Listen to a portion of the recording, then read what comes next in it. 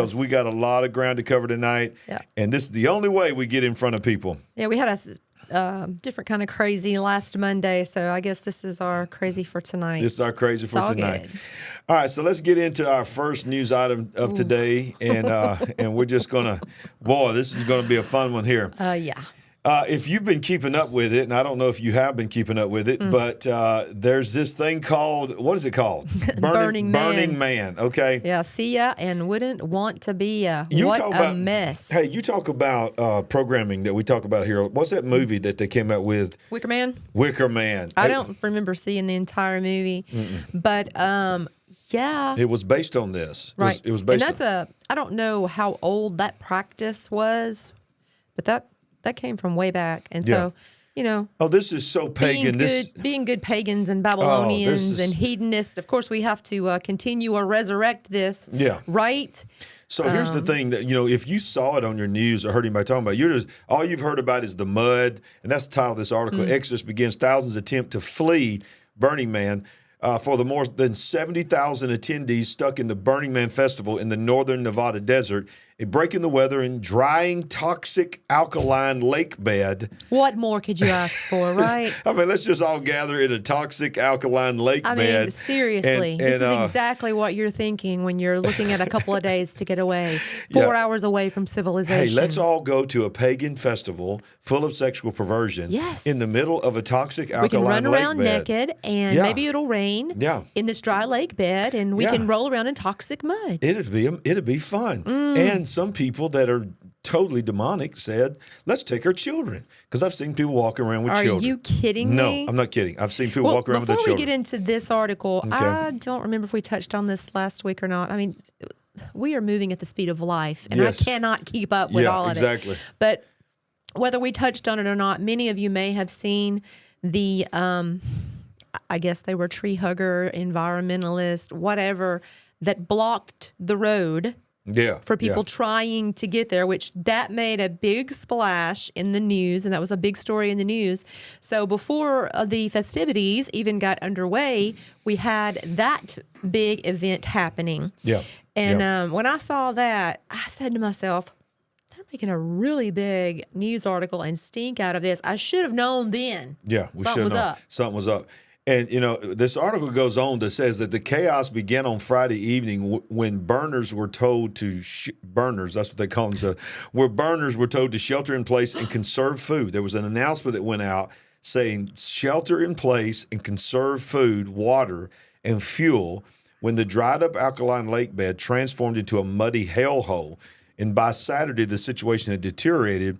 Organizers closed the festival's roads and gates. Then on Sunday, the area was considered a mud apocalypse.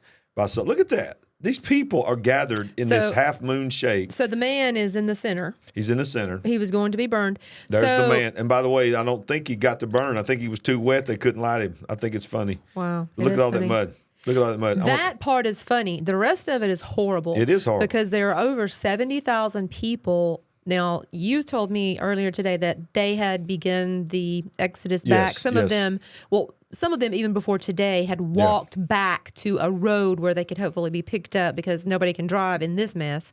But there are many thousands, supposedly still around 70,000 people stuck. Yep. They can't really get out of their tents too far because they can't get in this toxic mud. Look at this. You were told to bring food. You're told every year, bring your food and your drink and enough to share with others. That's for the 3 or 4 days that the festival is supposed to last. Yep. But now, how many of these vehicles are still going to be stuck in this mud days and weeks from now? Oh, yeah. One person actually died. So I'm going to play this, and I don't think we're going to be able to hear it, I don't think. Yeah, we can't hear it, so I'm assuming you guys can hear it. And by the way, that means I don't know. I'm going to mute it. I don't know what's being said. So I'm muting it because there might be some cuss words on it. I can't remember. But, this is just sort of one guy pulling his phone out, just showing the conditions. Look at that. That's ridiculous. It's unreal. Would that not be pure misery? Oh, God, yes. Oh, I would. Pure misery. All right, so what else I want to show you is this. This is one of the few that was granted permission to fly over it. And I think this is a man and his son. And look at that. It is basically a pentagram in the middle. There is a demonic force of the Burning Man is being built there. It's a half crescent moon. And look, this is a family show. Okay, this is one of the few places that you can come and get breaking news and non-woke news without. And by the way, they're probably talking, and I don't even know how loud that is. I'm talking over. I can't hear myself. All right, so this is one of the few places you can come and not hear cussing and all that. And we're going to be able to show you this.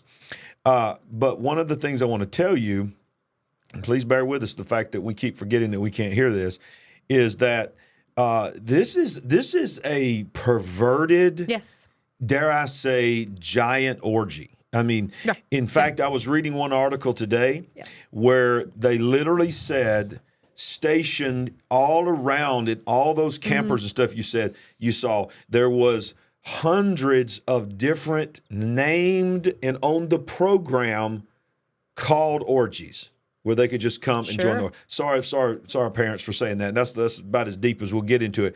But that's what's going on. It's pretty much total hedonism. Yes, that's what's going on. The amount of drugs and God only knows what is going on out there. Absolutely. And they're praying to Satan. They're relinquishing. They're opening doors. And look, like, even though they're still human beings, we don't see anything horrible happen to people. But what I want to tell you is that this is another event. Even though this was, totally different than what happened in Maui, this is another event. It's a human crisis. It's becoming a human crisis at this point. Yeah. If something doesn't happen quickly or get in the works, you're going to have people out here. I've been hearing reports that diseases are going to start, gaining ground and taking hold out there. People will certainly be hungry, needing water, needing their medications. If they didn't bring all their medications with them, if someone gets injured, how's someone going to attend to an injury? I'm hearing that it's becoming cold at nighttime. So you're wet and now you're going to be cold? Right. It's not good.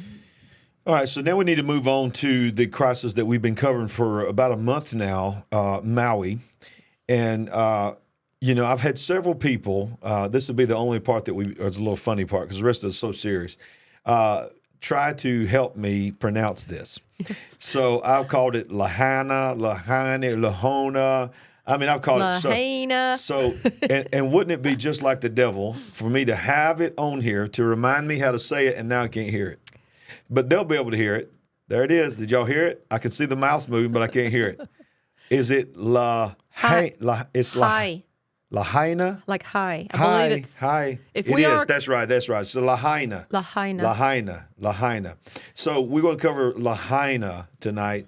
And so this is the guy, Nick Sorter, that was the one that asked the mayor. Remember, he's the one that said, "Where are the children? Why can't you answer the question?" Citizen journalist? Is he an actual journalist? No, he's a citizen journalist, but he's the one that we'll get into this as well in just a few minutes. He's the one that the guy walked up on when he was doing the spot with Bannon. Yes, and he's the one that told the whole world what was going on in East Palestine.